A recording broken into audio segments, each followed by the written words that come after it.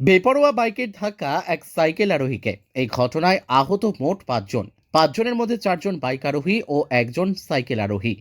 জানা যায় বৃহস্পতিবার বিকেল 4টে নাগাদ ভগবানগোলার শ্যামপুর নতুনপাড়া এলাকায় একটি বেপরোয়া বাইক এসে একজন সাইকেল আরোহীকে সজোরে ধাক্কা মারে।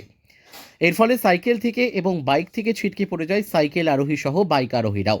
দুর্ঘটনার পর ঘটনাস্থলে তড়িঘড়ি ছুটে আসে স্থানীয়রা।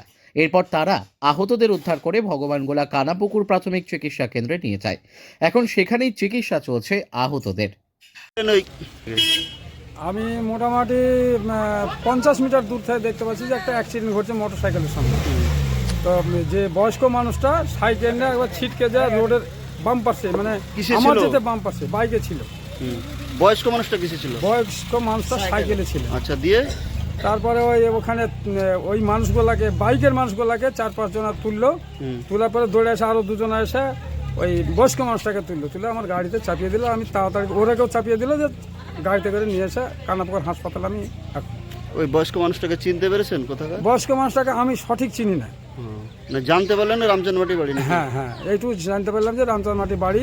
লোকটার নাম শুনলাম বারশেদ শেখ। আপনার নাম কি?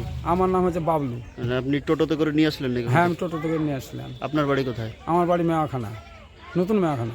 ঠিক আছে। কোথায়? শ্যামপুর নতুন পাড়া।